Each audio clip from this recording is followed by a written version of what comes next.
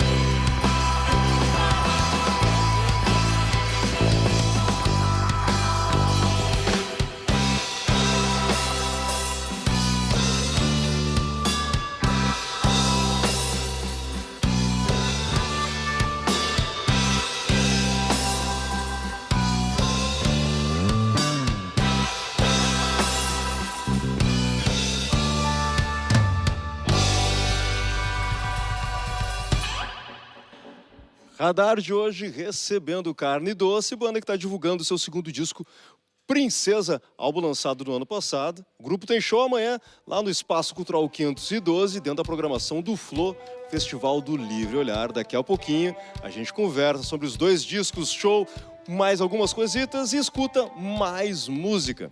Por enquanto, a gente confere uma matéria com o ilustrador Henrique San, que cria capas de discos com uma levada bem retrô. O artista está com uma mostra no novo espaço do Grooveholic, dedicado a exposições chamado Teia. Confere a arte e a conversa dele com a repórter Patrícia Salvadori. O trabalho de Henrique San coloca a gente com um pé na nostalgia e um olho no futuro. Suas criações para capas de discos são marcadas por um mix de tons e padrões vintage. E nada mais antigo e novo ao mesmo tempo que um bom LP.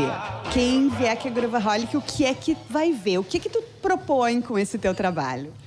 Essa minha exposição é um apanhado de 24 capas de discos, tá? Criados nos últimos anos, principalmente no mercado externo, tá? Que eu tenho feito muita capa para gravadoras de fora. Então, eu reuni, né, um apanhado de 24 desses trabalhos, né, de um total de uns 40, 50, já meio que perdi a conta, porque tem bastante coisa rolando.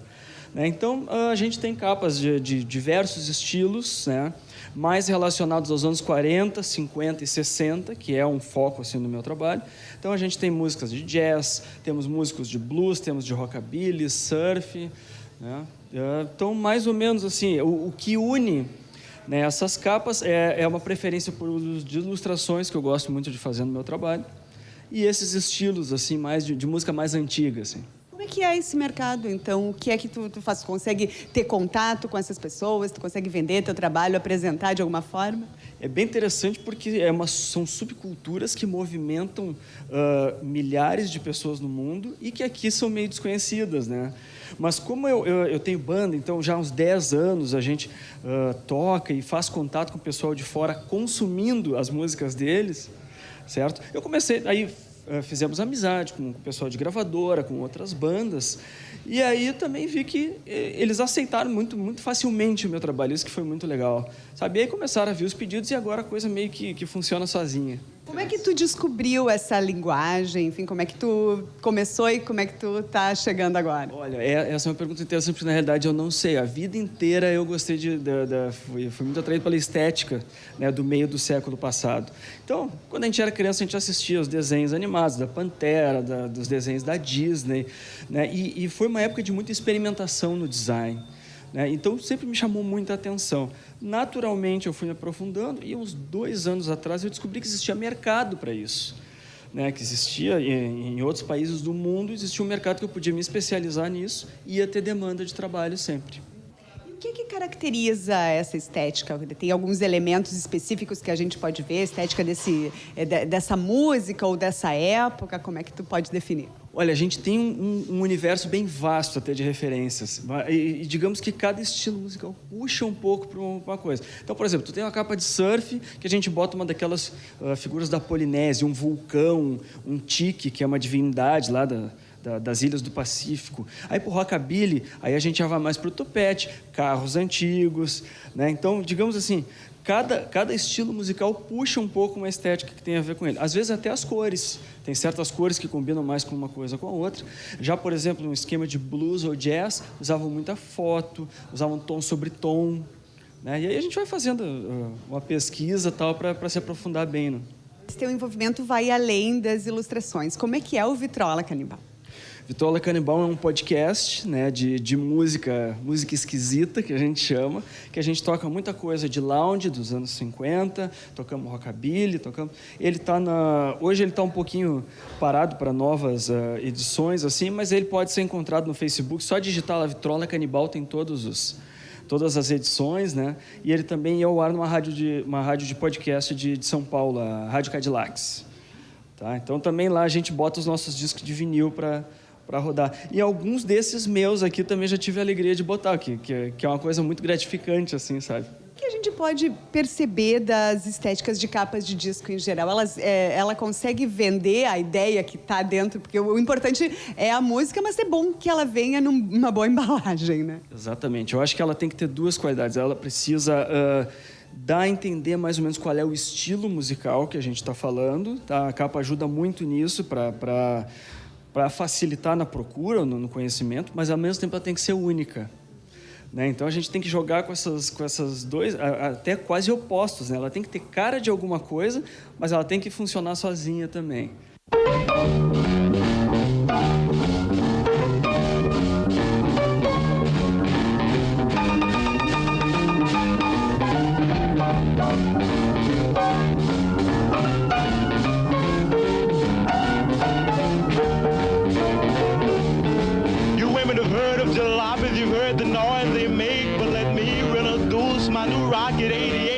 Bom, e o dia 21 de março foi instituído pela ONU como o Dia Internacional de Luta pela Eliminação da Discriminação Racial.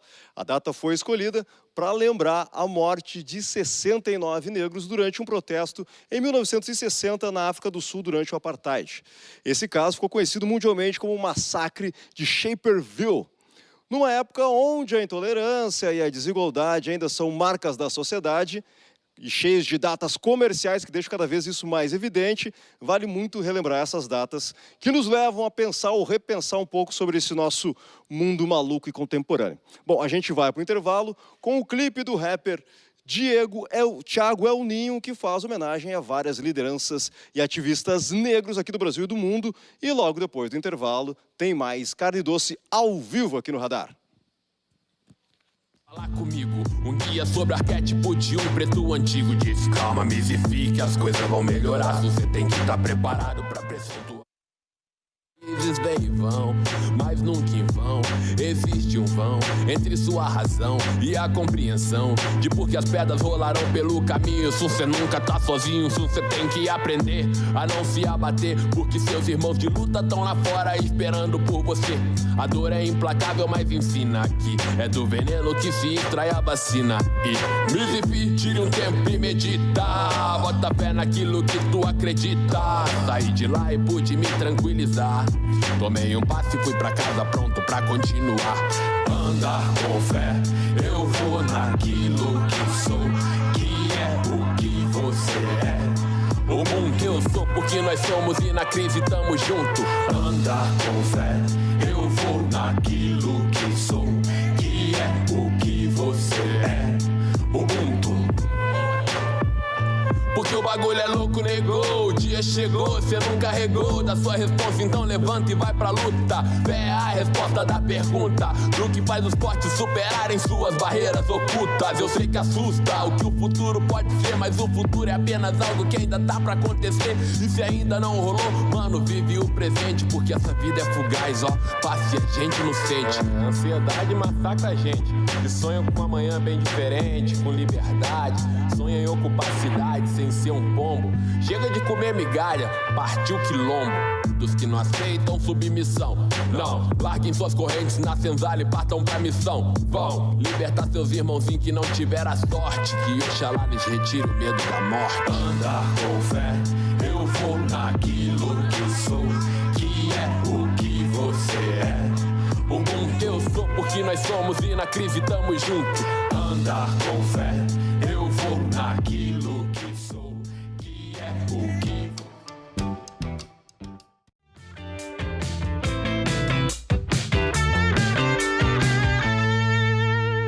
Estamos de volta e no nosso quadro Dica do Radar, hoje te mostro o trabalho da ilustradora Karen Dolores, que transforma o crochê em arte urbana. Curte aí.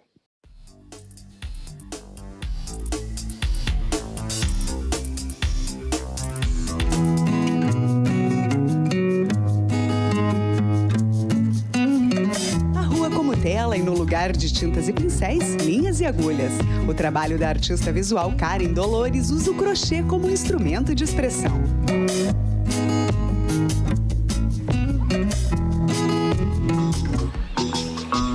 A relação com as linhas surgiu na infância, mas a ideia de transformar o crochê em arte nasceu após uma crise profissional anos atrás.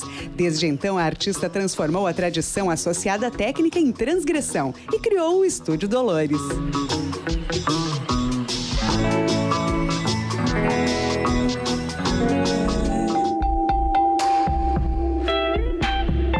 Residindo em São Paulo inspirada por poesias e músicas, Karen cria painéis que tratam sobre a ocupação do espaço urbano, sobre arte de guerrilha e principalmente sobre o feminismo, refletindo os direitos das mulheres.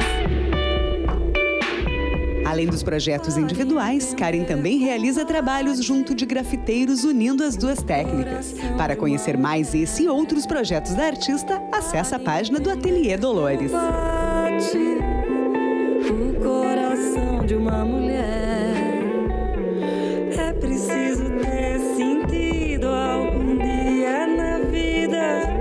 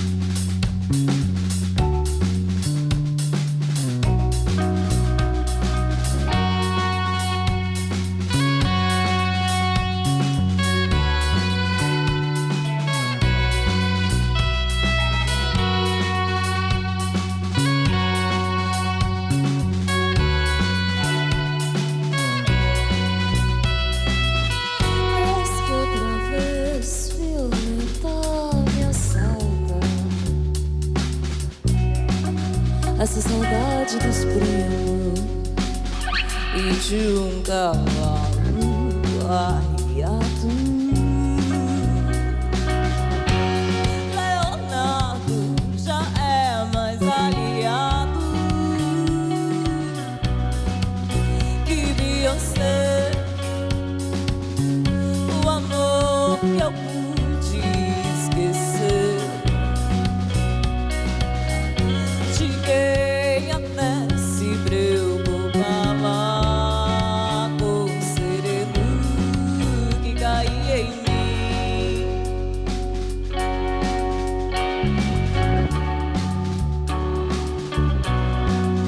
Que ainda cai em mim.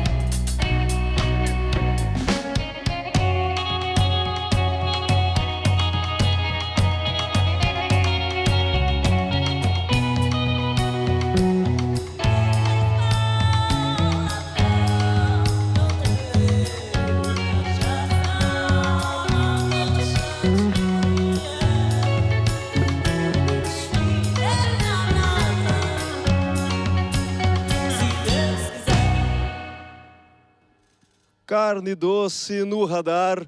Fazendo o som ao vivo, pessoal que toca nessa quinta-feira lá no 512 dentro do Festival do Livre Olhar, o Flo, e também está no processo de lançamento, ainda divulgando o segundo disco Princesa, é isso, Sal? É isso, nosso segundo disco.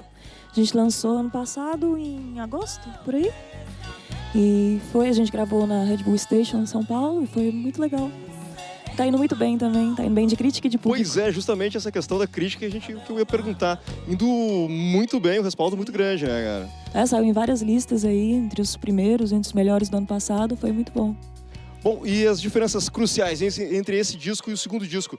Entre esse e o primeiro disco, na realidade, vocês tocaram bastante, né? Isso ajuda a pensar o disco Nossa, também. muito. A gente tem muito mais afinidade agora entre a gente e os arranjos foram mais bem trabalhados, mais bem elaborados. E a maturidade chega, né? Tanto com o palco quanto essa reflexão do que foi o outro disco, o que a gente gostaria de fazer nesse. Foi mais profissional, assim. Bom, mais profissional, mas também a questão do sentimento e as coisas do entorno de vocês também forte dentro do disco também, né? Principalmente nas letras, né? A gente sempre teve uma pegada política, desde o primeiro disco a gente fala de política num aspecto às vezes meio autobiográfico, porque eu que escrevo as letras. Então nesse segundo disco acabou se refletindo vários temas feministas mesmo, porque é um tema que está muito em voga, né? E que provoca as mulheres a pensarem o machismo nas suas relações, então foi uma coisa natural para mim refletir isso nessas letras desse disco. Bom, lembrando assim, quando a gente fala, por volta e meia eu acabo falando isso aqui no programa, que política não é a política institucional partidária. Quando a gente fala que faz política, a gente faz política o dia inteiro, toda hora do dia, né? Tipo, tudo, nosso corpo é política, nossa sexualidade é política, e tudo isso acaba trazendo também o reflexo dessa política que tu fala dentro do disco, nas letras, né? Sim. E especialmente me interessa muito como a política circula nas relações e como às vezes você está numa situação de submissão, mas ao mesmo tempo ainda assim você carrega algum poder e você pode às vezes ameaçar outra pessoa e atacar outra pessoa mesmo estando numa posição de submissa, de oprimido, sabe? Então isso me interessa bastante. Essas contradições, essas nuances, assim. E até a música que às vezes traz uma certa suavidade, em alguns momentos melódicos, pode ser mais suave, pode ser contundente ao mesmo tempo, Sim, né?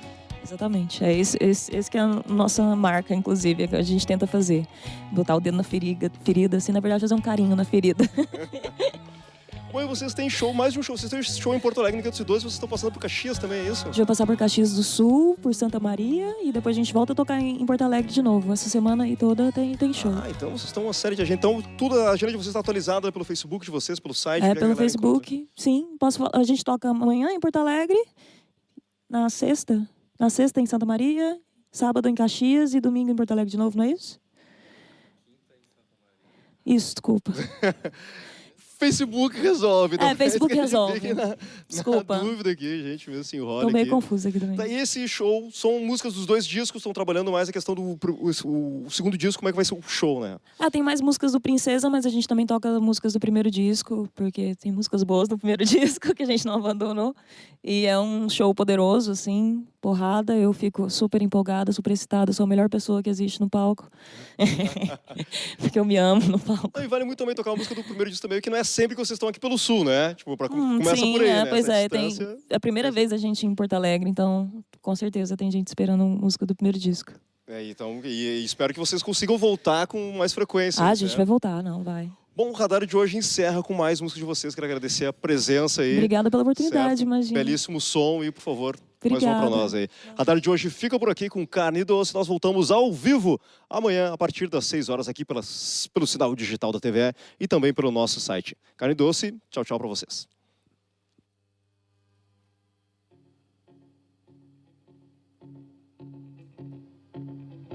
Eu te odeio. Nunca mais me beija aí, que eu morro de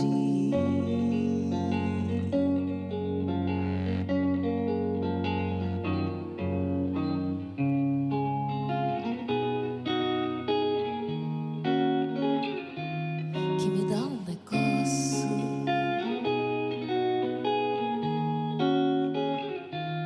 que eu vou ter um troço